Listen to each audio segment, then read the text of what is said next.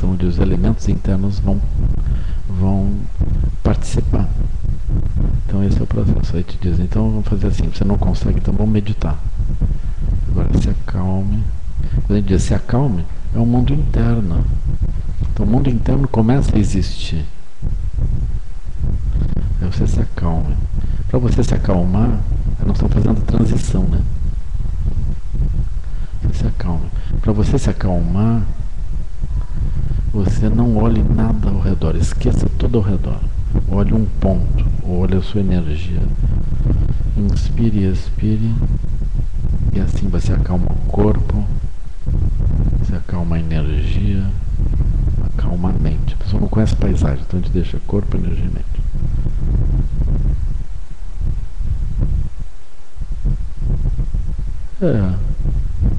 Tudo bem. Aí a pessoa olha para cima, os lobos, olha para baixo, o tigre.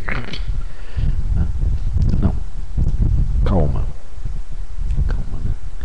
Aí você se acalma. Agora você vai aprender a se manter calma mesmo olhando em volta. Aí a pessoa está no poço. Ela olha em volta. Calma. Ela olha o tigre, eu olho os lobos. De novo, não.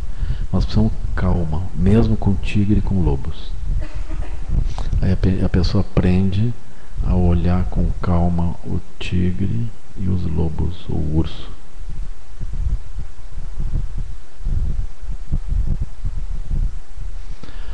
Assim, na nossa experiência, nós começamos a ser capazes de olhar no olho dos obstáculos,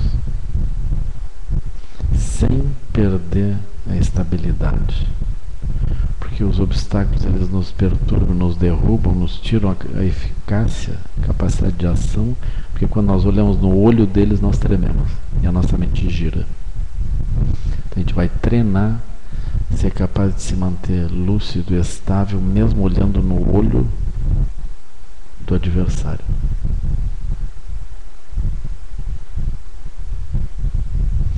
Aí vem os ensinamentos que a gente vai paulatinamente transitando, né? Aí eu aprendo a olhar no olho, calma. Mas eu não tenho nada na minha mente que seja mais profundo do que isso. Então, o que nós vamos fazer?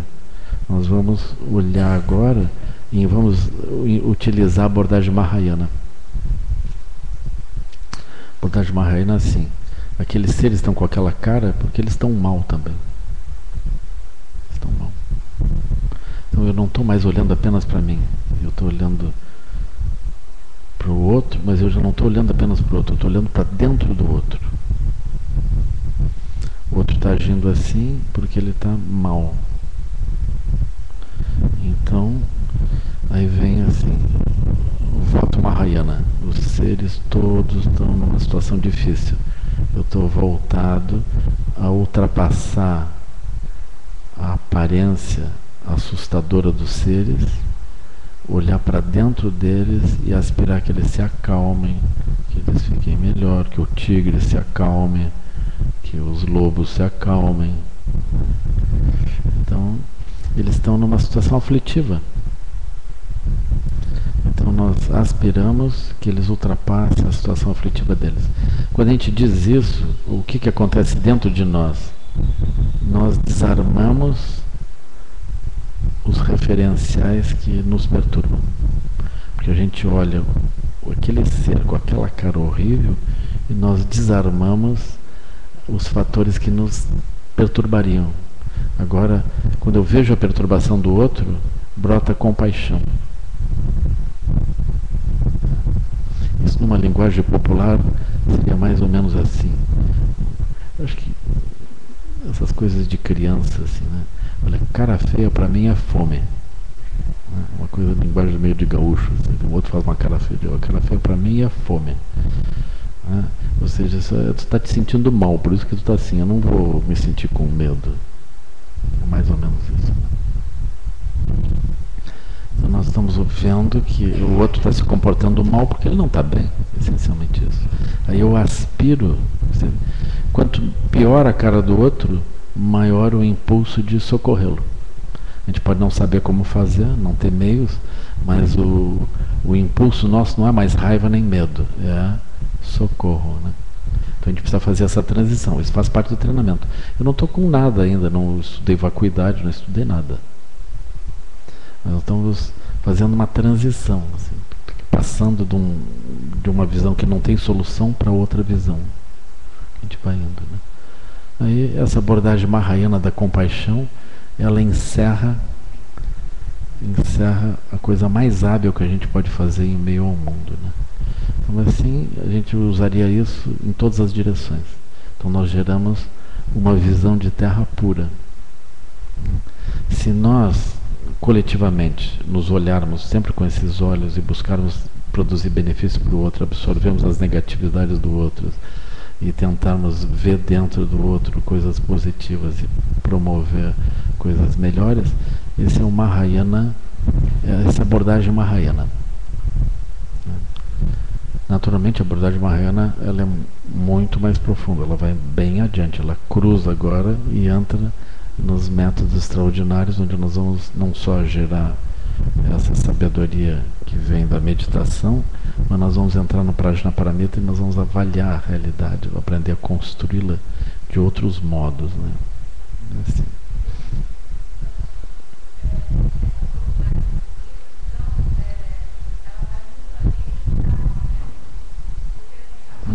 Uhum.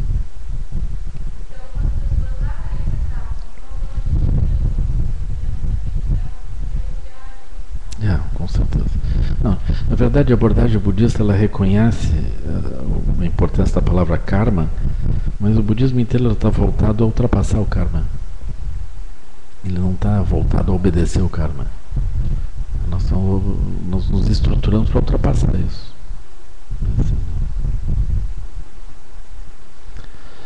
Então surge uma vastidão de possibilidades de ação dentro do mundo convencional para melhorar as relações, que são extensões desse roteiro simples, onde brota compaixão, interesse pelos seres, mesmo que eles tenham uma cara horrível. Então brota esse roteiro. E esse processo ele vai gerar muitos diferentes meios hábeis de ação. Aí nós voltamos aos elementos de psicologia que a gente já estudou, psicologia budista que a gente estudou, né? Por exemplo, a pessoa em meio ao mundo, ela não percebe, mas ela está dentro de um campo onde as ações dela, permitidas e não permitidas, elas estão dentro de espaços previamente concebidos. Então as pessoas, elas têm tensões com relação aos espaços que estão reservados para elas. Num sentido assim, mais prático, mais direto, seria assim: todo mundo tem que trabalhar, tem que ter um emprego. E os postos de trabalho são postos de um certo tipo. Eu vou ter que me ajustar àquilo. É simples. Então o mundo, socialmente, ele está palmilhado pelo que pode ser feito e o que não pode ser feito. Essencialmente eu tenho postos que eu vou ocupar. Quando eu vou ocupar aquilo, eu tenho que me ajustar. Então todas as pessoas têm tensões de ajustes às suas áreas de trabalho, todo mundo sente que tem que trabalhar. Mas, num sentido mais amplo, não é apenas o trabalho. Todo mundo tem postos socialmente abertos, coletivamente abertos, mesmo as crianças, né? Então, as crianças nasceu, tem uma expectativa de pai, mãe, avó, etc., para que eles façam algumas coisas. Se eles não fazem aquilo, né? Então as crianças são vítimas de agressões, assim, é muito comum. Assim. Se vocês vão olhar, a criança está exercendo uma ação que não cabe dentro da expectativa que socialmente se espera. Então a criança vai ter problemas. Não só as crianças, como os adultos. Todos têm problemas. Então nós lidamos constantemente com essa dimensão. Assim, né? Então se a gente vai Se a gente chega numa região, aquela região tem uma cultura própria. Essa cultura, de modo geral, é alguma secção dos 6 reinos. Tem uma pitada de cada reino, mais de um, menos de outro. Então a gente chega numa região, a visão que se estabelece ali é assim. Então vocês vão encontrar, por exemplo, se alguém começa a ser diferente dentro daquela região, ele é patrulhado. Patrulhado por todo mundo. Tanto se a pessoa sai bem, como sai mal. Vamos supor, numa região muito infeliz, se alguém começa a sair bem, os outros puxam para baixo. Numa região muito boa, se alguém está para baixo, todo mundo puxa para cima. Mas é natural ver esse patrulhamento do funcionamento das pessoas, né? Então, quando nós estamos numa região ruim, de sofrimento, próxima do reino dos seres famintos e dos infernos, o melhor que a gente pode fazer é entender que uma pessoa não consegue sair daquilo. Então essa é uma das frustrações, por exemplo, das FEBEMs, né? Então os jovens estão lá dentro, eles mudam de vida, mudam de mente. Isso eu acompanhei algumas FEBEMs de São Paulo, boas FEBEMs assim, né? Aquilo direito, assim, eles aprendem a tocar música clássica, eles começam a viver um outro tipo de vida. Eles se relacionam afetivamente uns com os outros, eles têm uma boa relação com os psicólogos e atendentes, aquilo tudo começa a fluir direito. Aí eles saem de lá, eles voltam a fazer as coisas, porque eles voltam para os ambientes onde, essencialmente, quais são as possibilidades deles? As possibilidades deles é agir daquele modo. Então existe uma coletividade que elege possibilidades de existência. E as pessoas terminam se ajustando àquilo, inevitavelmente, né? Para os nossos praticantes, como é que a gente sente essa tensão? Outro dia veio uma senhora para mim e perguntou: Lama, uma policial pode ser budista? Então, ela era uma policial. Ela achava que aquele lugar não dava direito. Isso eu vi de vários policiais já. Vários policiais que são praticantes, né? Por quê? Porque eles acham que aquele lugar, eventualmente eles têm que fazer alguma coisa que não é bem dentro do que seria apropriado, né? Eu já vi isso. Eu já vi, por exemplo, pessoas que dizem assim: eu sou oficial de justiça. Isso, como é que eu posso equilibrar a profissão de oficial de justiça com a profissão, com a abordagem budista? Todo lugar que eu chego, eu só trago notícia ruim para as pessoas. Além do mais, eu tenho que me articular para ver como é que eu encontro a pessoa e pá! Isso não é um pensamento budista, assim, enfim. Será que dá para juntar isso ou não, né? Tem outros que dizem: não, é assim, eu trabalho como veterinário. Então eu estou sempre num âmbito de cuidar daqueles animais, mas eu estou utilizando veneno, eu estou matando o tempo todo. E além do mais, eu estou criando esses animais para quê? Para abate. Então eu estou no corredor da morte. Será que isso é alguma coisa que nós podemos fazer como budistas ou não, né? Então surgem tensões. As tensões, o que é? A pessoa, ela se vê, ela tem uma imagem dela, mas o ambiente exige que ela faça outras coisas. Então todos nós estamos no meio disso, né? Aí nós vamos ver os budistas fazendo coisas que em princípio não seriam apropriadas. Inevitavelmente, eles vão fazer, forçados pelas circunstâncias ao redor. Então a gente não vai culpar os meninos também, que estão com uma outra mente, forçados pelo ambiente. Eles também vão fazer coisas que são possíveis. Eles nem têm a noção de se aquilo eles estão forçados ou não. Eles simplesmente fluem por dentro disso, né? Eu estou aqui explicando isso porque Porque é muito importante a gente entender que não é apenas uma coisa individual. Nós temos como se um karma coletivo também se estabelece, e ele atua sobre nós, né? Qualquer pessoa chega naquele lugar, tem esse karma coletivo, assim, atuando, a pessoa vai ter que se posicionar dentro daquilo. Ela pode não saber como se posicionar direito dentro disso, né? Mas aquilo essencialmente vai desabar sobre ela, né? Uma forma de karma coletivo é a pessoa vir para o SEB, por exemplo, não poder tomar café nem açúcar branco. Isso é um sofrimento, não é? Um sofrimento coletivo. A pessoa, não, eu quero café, quero açúcar, aquilo está assim, proibido, horrível, né? Mas tem umas saídazinhas assim que eu já vi, assim, né? Tem as casas de um e de outros, assim, que enfim, se tendo algum bom amigo, você consegue a droga, o café e o açúcar. Ele é horrível. Tem até gente que faz churrasco, não aqui dentro, não que eu saiba. É assim. Mas em último caso eles vão no Cabritos, né?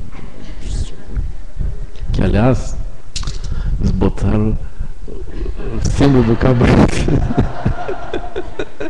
Aquele cartão do Cabritos é dois, eu acho que é dois bezerrinhos, não sei bem o que é, dois do que, né? Situação grave, né? Não deixa eu fazer propaganda aqui, né? Legal, do Cabritos aí todo mundo vai lá agora. Mas então a gente tem essas contradiçõezinhas, né? Como? Que eu disse? Não vou contar para vocês como é, mas eu resolvi tudo.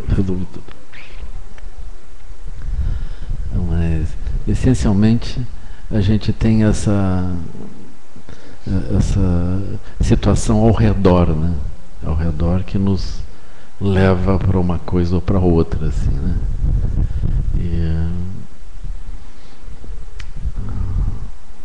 Então é muito importante que a gente estabeleça, ajuda a estabelecer a terra pura.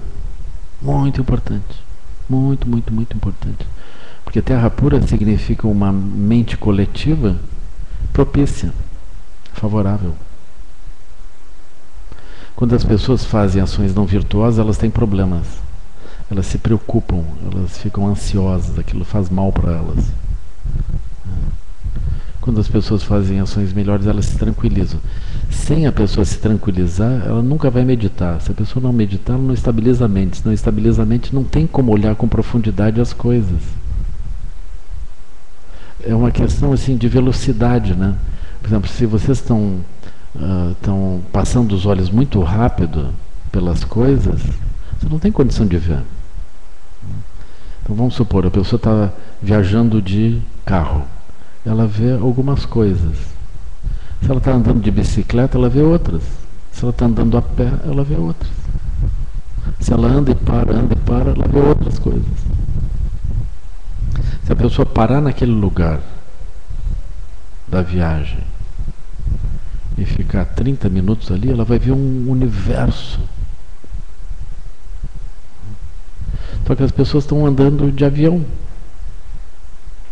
e respondendo, elas são como bolas batidas aqui e ali, elas não têm a menor chance de olhar para cá ou para lá com profundidade.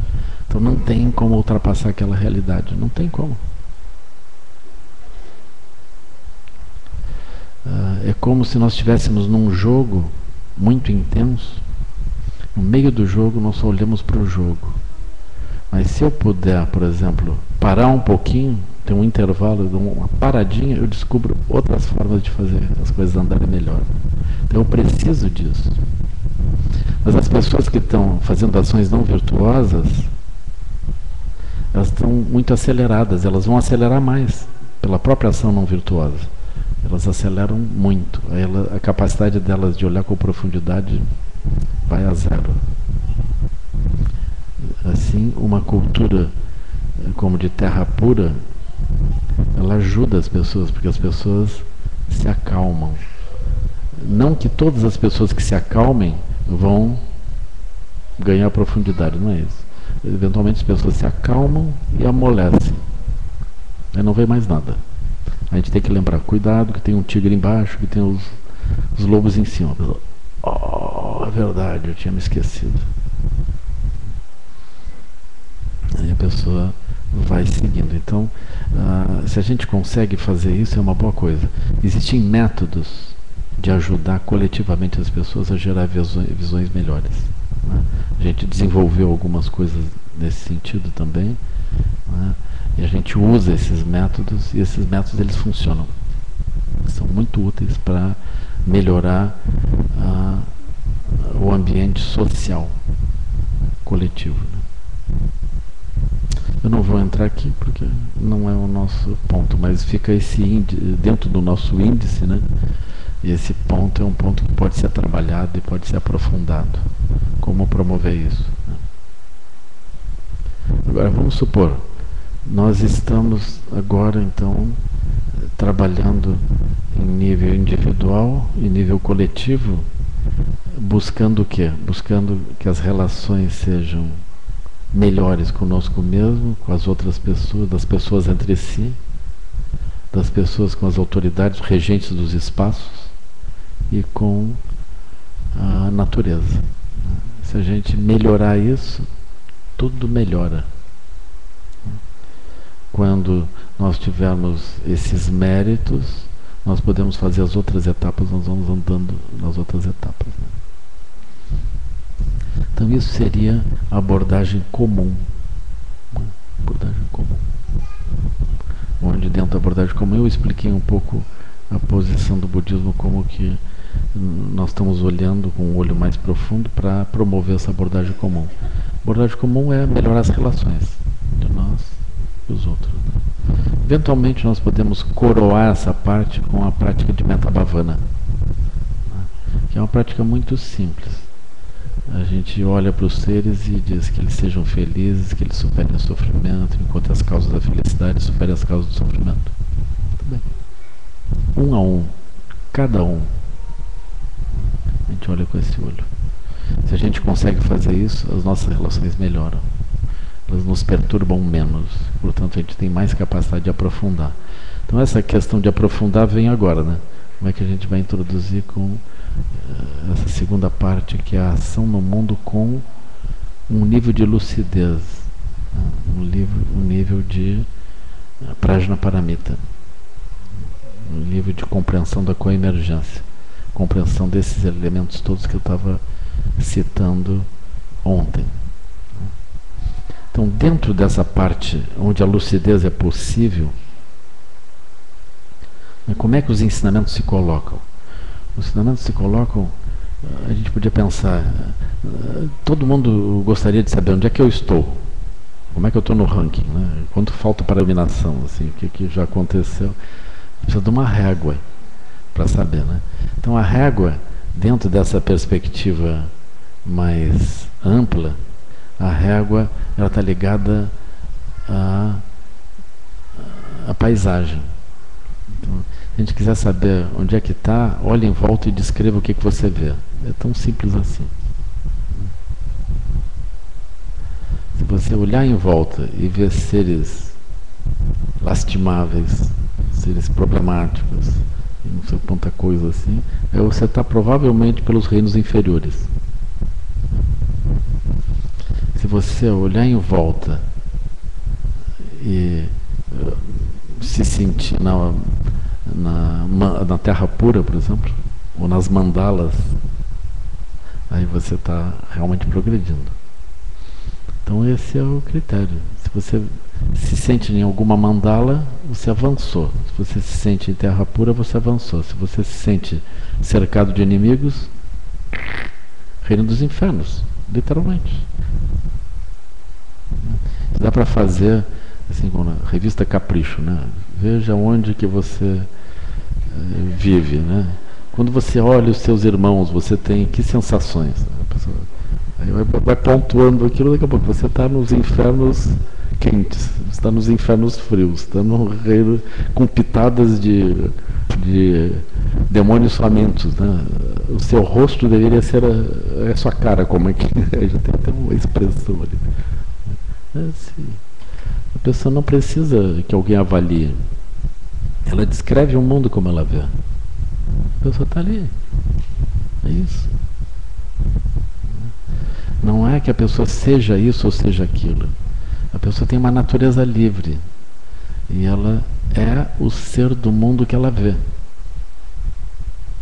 Mesmo que ela diga, eu sou o novo Messias, o escolhido, no meio dessa terra horrível. Aí na verdade onde é que ele está? Ele está na terra horrível, está nos infernos, é isso que ele está. Né? Aí ele vai dizer, eu vou ser crucificado de novo aqui, com certeza. Ele continua falando desse jeito, ó.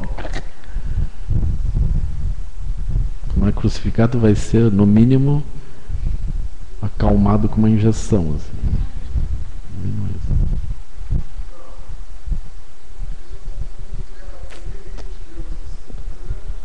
Mas não é. Não é.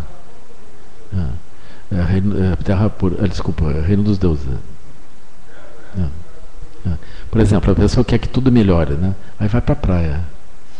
Aquilo seria reino dos deuses. Olha, o que você olha em volta, o que você vê? Eu vejo seres maravilhosos, tudo muito lindo, sol, mar, etc.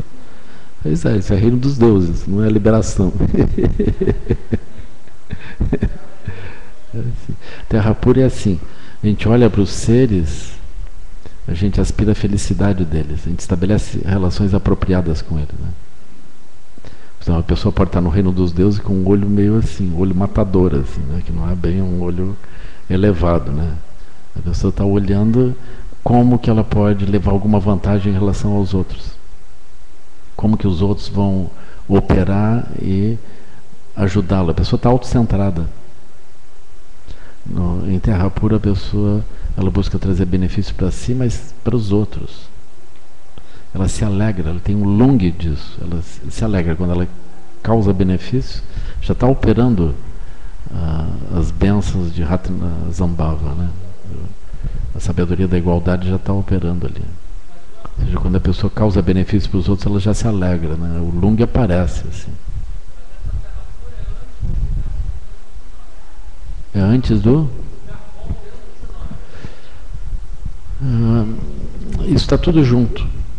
Está tudo junto, porque, por exemplo, esse é um quadro geral. Quando a pessoa pensa em trazer benefícios aos outros seres, ela também pensa em trazer benefícios para si. Porque ela também se vê como um veículo para aquilo, né? Aquilo está tudo junto. Assim, né? Essa noção, de modo geral, terra pura, a gente só fala dos outros. Que os outros sejam felizes, que isso, parará, né? Mas isso produz um pequeno desequilíbrio que a gente compensa com essa noção de que a pessoa olha para si mesma também. Esse desequilíbrio, ele vem do seguinte modo: às vezes a pessoa se sente que ela tem que se colocar num lugar inferior, né? E aquilo tem algumas dimensões internas kármicas que podem aflorar nessa perspectiva.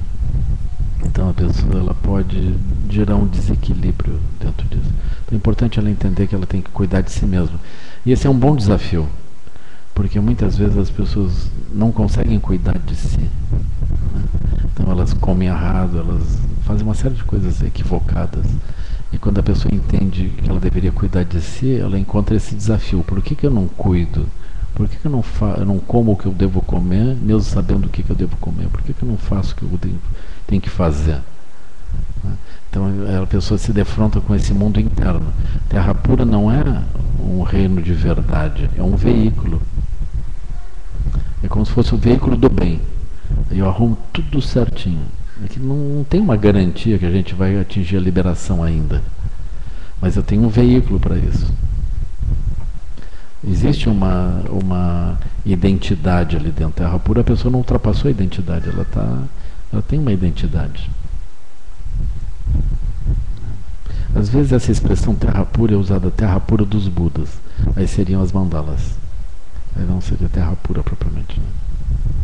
Terra pura é alguma coisa como uma terra pura, como um veículo, uma forma, como se fosse o processo Mahayana de andar. Né? Terra pura no sentido de que quando a gente começa a olhar com olhos de compaixão, se estabelece uma cultura positiva.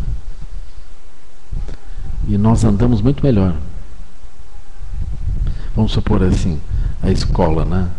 A escola aqui, ela sobrevive da terra pura. As pessoas ajudam em muitos diferentes lugares, não só os que estão aqui diretamente envolvidos, mas as pessoas em muitos diferentes lugares, elas se envolvem de coração para que a escola siga, né? Isso é terra pura. As pessoas não estão iluminadas, elas não estão em mandalas, mas elas têm esse exercício, né? Isso não quer dizer que em outros contextos essas mesmas pessoas não façam coisas negativas, elas fazem. Mas aí estabelece terra pura, tem um embrião, tem uma dimensão andando e acionando. Elas já estão abençoadas por Ratnasambhava, pelo Buda da sabedoria da igualdade. Aquilo já está acontecendo dentro delas, né? E aquilo vai mudando a vida. Então é como se houvesse um fio que se conecta. Aquele fio vai levando a pessoa, e a pessoa vai embora, vai andando.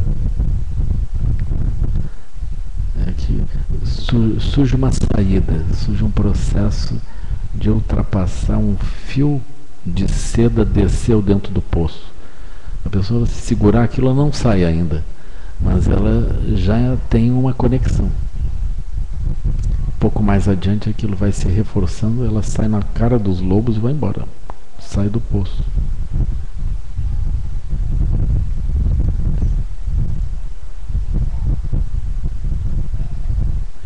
Então esse é o ponto, assim.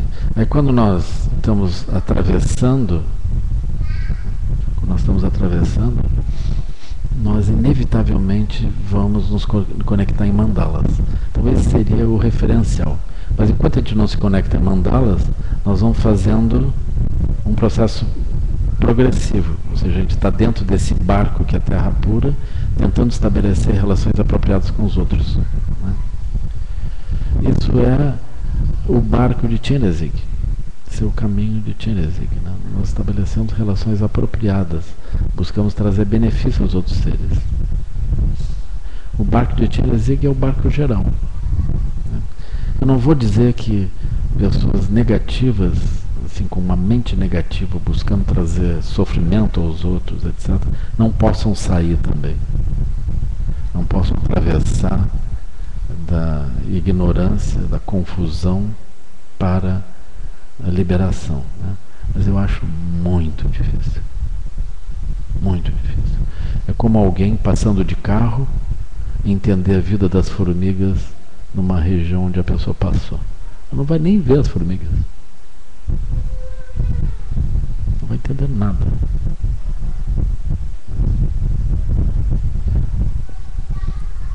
Então, esse é um ponto, assim, a pessoa não vai ver nem o sofrimento dos outros seres, não vai ver nada.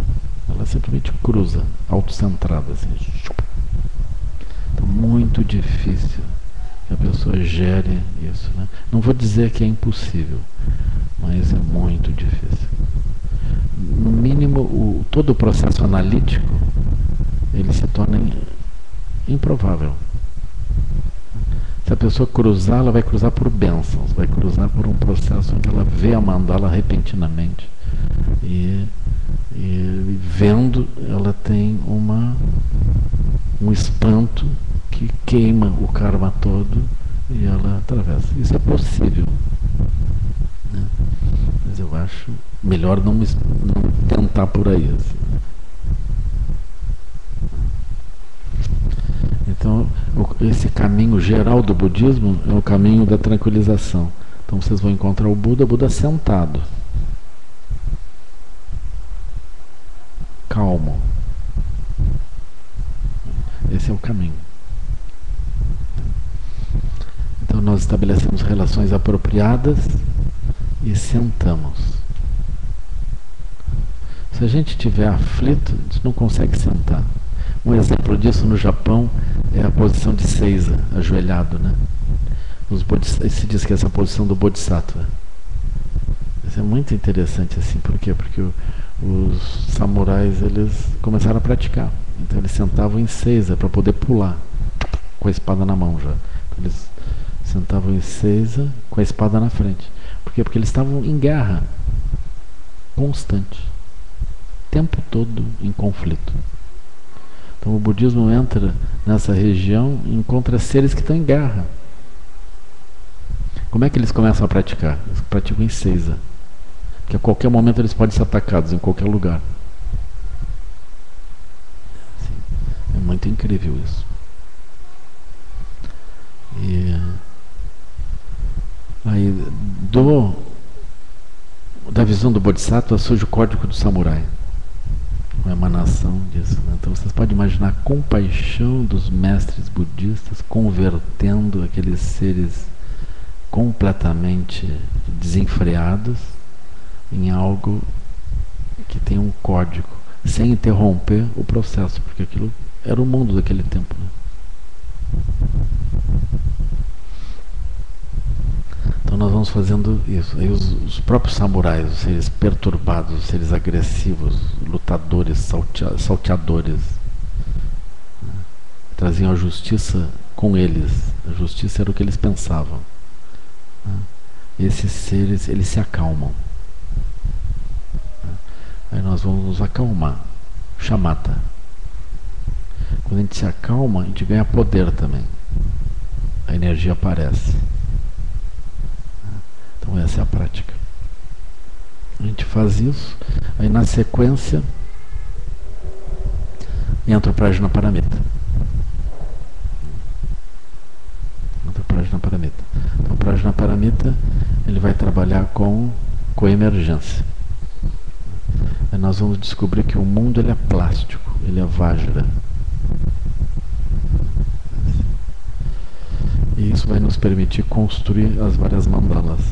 Já que o mundo é plástico, ele é Vajra, eu uso as várias inteligências e construo segundo isso, né?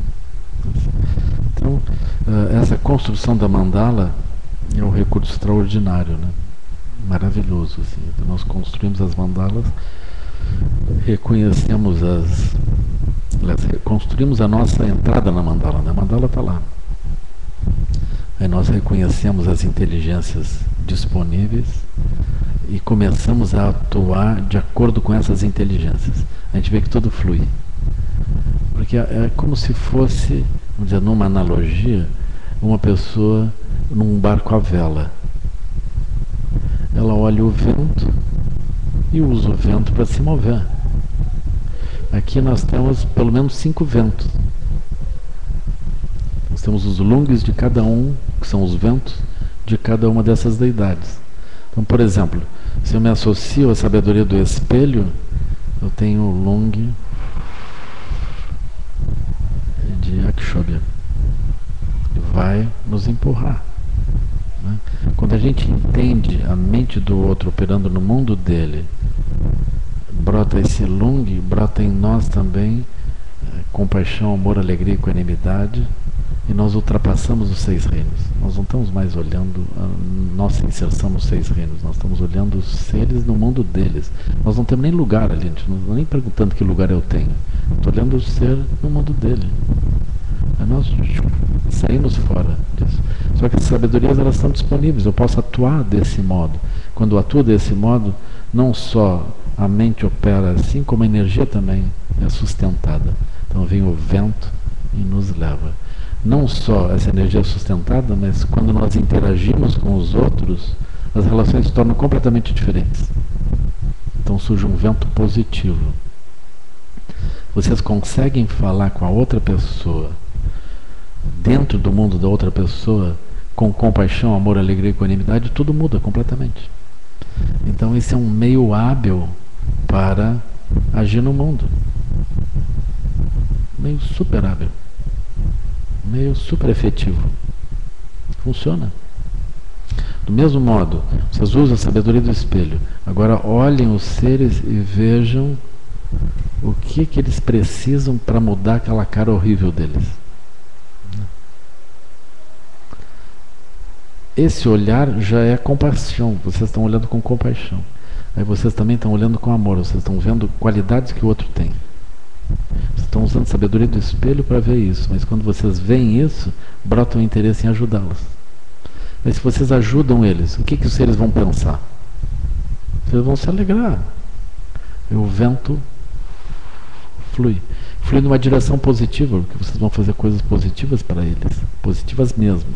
Não aparentemente positivas da roda da vida, né? A gente vai fazer coisa positiva. Aí o vento flui. Assim, aí segue. Vocês vão pegar uma por uma das 5 sabedorias, vocês vão ver que é um meio hábil de andar no mundo. Se vocês têm uma empresa, vocês usam isso. Se vocês têm em qualquer lugar, a família, onde tiver, vocês estão usando esse olho, aquilo flui. Então, se a gente se harmoniza a mandala dos 5 Jnana Budas, o vento flui positivamente. É isso. Aí vai. No meio da mandala não tem um pensamento. O que eu ganho nisso? Não tem esse pensamento. Eu queria perguntar, porque acho que isso de estar no meio da mandala é uma coisa ainda além da minha situação. Nós estamos mais na mandala da confusão, seria assim, né? No meio da confusão. Então, quando tu vê a pessoa, tu consegue até ver a cara dela de sofrimento, né? E não ter vontade de ajudar. Mas, na verdade, como tu falou ali, né? Eu vejo o que ela precisa para sair dali, mas se eu não vejo, né? Se, na verdade, eu também praticamente estou numa situação muito parecida, né? Só estou conseguindo, ver com um pouquinho mais de calma. O que é possível fazer, né? Porque se eu não vejo esse caminho, essa solução... Não vê as mandalas. Então, nós estamos na situação anterior.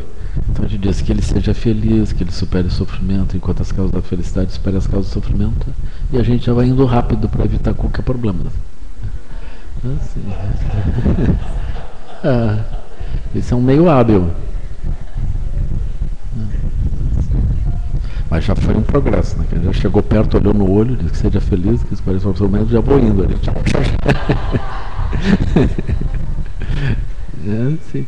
Isso é do mundo, eu não estou com essa sabedoria toda, né? Mas aí você chega ali e fala com a pessoa, com essas outras sabedorias, a pessoa... É assim. Vocês pegam o inimigo, imaginem que ele pode chegar para vocês e olhar profundamente a vida de vocês e fazer uma ação positiva. Ele pode. Ele pode. Naturalmente, se nós estamos no reino dos infernos, quando ele faz isso, a gente diz, eu relaxo, ele me mata.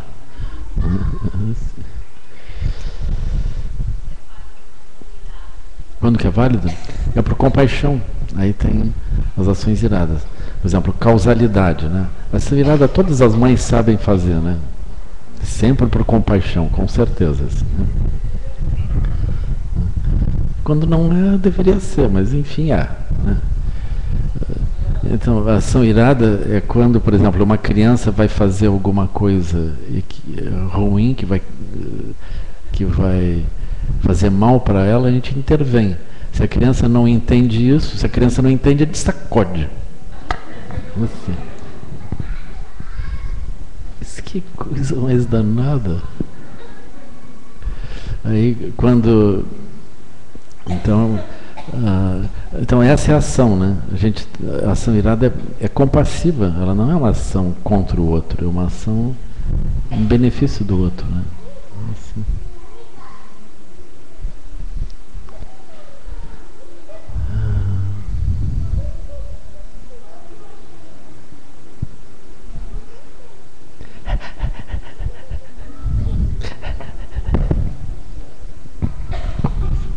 Lama, sim. Eu queria fazer uma perguntinha que talvez não... Então é melhor não. Não? Não, talvez não sei, você que sabe. O que tu acha, Ilo? Sim ou não? Sim, né? Sim. Seria mais ou menos uma coisa assim como quando a gente entende a entidade irada e vê amor naqueles olhos. É isso. E aí é onde é que eu estou do poço. Está no poço? Está no poço ainda. Estou no poço. Está no poço ainda. É incrível, né? Porque toda essa coisa nós continuamos ainda pendurados na raiz daquela e os ratos continuam roendo, né? Não mudou nada por enquanto, né? Isso é só um processo onde nós estamos buscando ampliar a visão para poder depois sair daquilo, né? É assim. Agora quem está na mandala já está fora do poço. Esse é um ponto.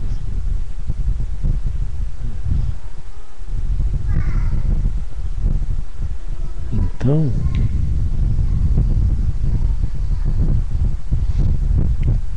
tem esses aspectos assim. Aí eu descrevi, por exemplo, coletivamente a gente vai entender como ajudar, né? Como ajudar as pessoas em diferentes níveis, né? Mas essencialmente nós vamos ter esse referencial de terra pura. Porque o referencial de terra pura as pessoas com uma visão convencional podem atingir. Depois de terra pura nós vamos em direção às mandalas. É assim. Que a gente só vê a partir da maturidade no Prajnaparamita. Isso não tem como. Mas nós temos uma garantia. Quando tudo afunda, né? Ou seja, quando os ratinhos vão até o fim e nós... Aí é só relaxar, assim. Relaxar. Aí o tigre... Mas por incrível que pareça, ele sai do outro lado. Sai do outro lado. E cai de novo no poço, né?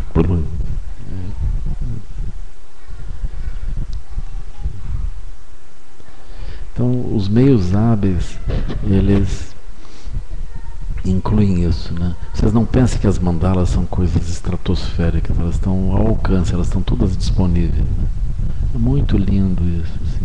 Hoje mesmo eu estava lendo a vida de Dudjom Limpa, um trechinho da vida de Dudjom Limpa, ele dizendo que ele compreendeu essas coisas, aí parou e olhou para o céu. Aí quando ele olhou para o céu, ele viu muitos mundos. Isso significa as múltiplas mandalas que ele vê as múltiplas inteligências, né? Dudjom Limpa é um descobridor de tesouros, né? Coisa mais linda. Aí ele diz, aí eu vi, aí apareceu um ser, como um Buda. Ele tinha um mala. Esse mala era feito de sementes. Aí eu olhei cada semente, dentro da semente tinham terras puras. Porque é isso, vocês olham as sementes, elas... O que é uma semente? Uma semente é alguma coisa muito profunda. Aí eu olhei dentro de cada uma das terras puras, tinha Budas. Aí eu olhei dentro desses Budas, tinham outras terras puras. Com terras puras dentro de terras puras. Ele viu, ele penetrou nessa multiplicidade de visões. Assim, né? Isso é alguma coisa muito maravilhosa, né? Está tudo disponível, está tudo para ser olhado, né? Não só ser olhado, como ser reconhecido. Aquilo está ali, a gente não precisa construir. Está ali. Assim. Mas nós estamos nesse ponto que a gente está dentro dos reinos, em bolhas de realidade, não vê coisa nenhuma, passa velozmente pelas coisas, não vê nada. Aí a nossa circunstância é essa, nós estamos presos numa raiz, a gente chegou correndo, fugindo de alguma coisa, caiu num poço, está seguro pela raiz, os lobos em cima, o urso embaixo. Aqui às vezes eu falo em urso, às vezes em tigre, né? Mas vocês não pensem que o Lama está assim, falando em tigres ou ursos, né? Mas essencialmente são dois tipos de exemplos que eu tinha descrito, né? Então tem o exemplo do Tolstói, que tem um urso embaixo, e tem o exemplo tradicional budista, que é um tigre, né? Então é isso.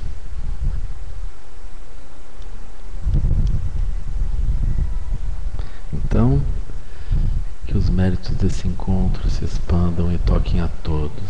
Que o Mestre Universal da Paz e da Compaixão, Sua Santidade Dalai Lama, juntamente com todos os mestres e todas as tradições que veiculam essa mensagem, tenham longa vida. Que todos estejam a salvo de gerar pensamentos negativos, o obstáculo mais destrutivo. Que esses pensamentos nunca surjam em nossa mente. E que todos os seres também estejam livres de pensamentos negativos. Ao longo de minhas muitas vidas e até este momento, todas as virtudes que tenho alcançado, inclusive os méritos gerados por esta prática e todas as que vier a conseguir, ofereço para o bem-estar dos seres sencientes. Possam a doença, guerra, fome e sofrimento diminuir para todos os seres, enquanto sua sabedoria e compaixão aumentam nesta em vidas futuras. Possa eu claramente perceber todas as experiências como sendo tão insubstanciais quanto o tecido do sonho durante a noite, e imediatamente despertar para perceber a manifestação de sabedoria pura no surgir de cada fenômeno, possa eu rapidamente alcançar a iluminação para trabalhar sem cessar pela liberação de todos os seres, Budas e Bodhisattvas em conjunto, seja qual for a sua motivação, sua ação benéfica e preces auspiciosas, seja qual for a sua onisciência, realizações e poderes benévolos, e seja qual for a sua imensa sabedoria, eu, que igualmente venho para beneficiar os seres, rogo para que possa alcançar as mesmas qualidades. Neste exato momento, possam nem mesmo os nomes doença, fome, guerra e sofrimento ser ouvidos pelas pessoas e nações da terra, mas possam sim sua conduta moral, mérito, riqueza e prosperidade crescer, e possam suprema bem-aventurança e bem-estar sempre surgir para elas.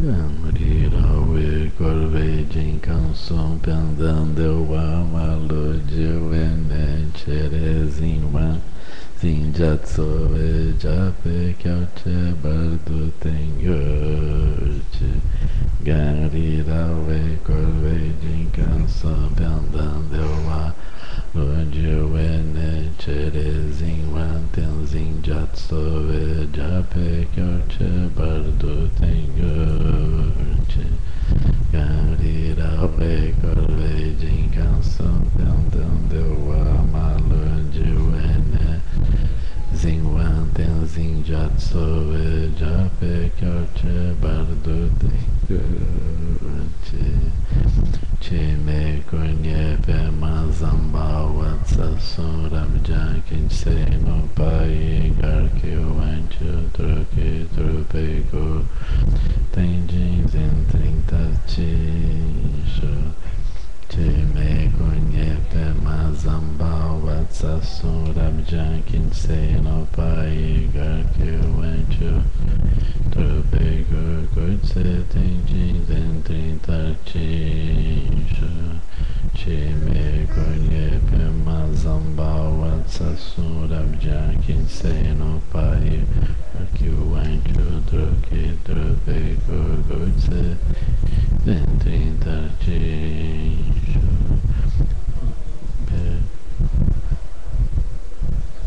Drutsewe Jason Ring Chain Lame Kutse Taden Mejon Jandonyo Drutso Donjo Gompe Jin La Pava Porta Sonye Drutsewe Jason Ring Chain Lame Taden Mejon Jandonyo Drutso Donjo Gompe Jin La Pava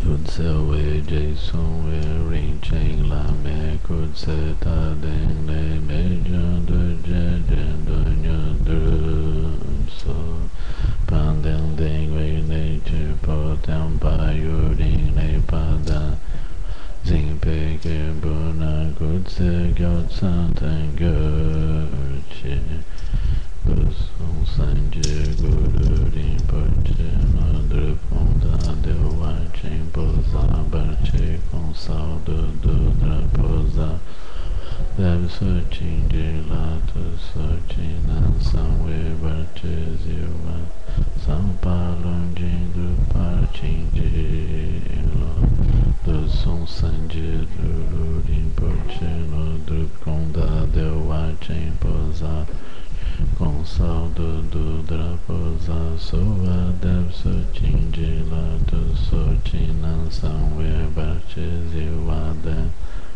Undindo Partim de Om Benzara Guru Pema Sidi Om Quem Lom Chosun Rin Luche Zalin Sasson Chaparpel Chosun Avadang Midra do Sungele Cho. O próximo retiro que a gente está combinando, né? Vai ser sobre os cinco sabedorias. Vamos dizer assim, sobre as mandalas das 5 sabedorias. 5 Jhana Budas, que é uma extensão natural dessa portabilidade.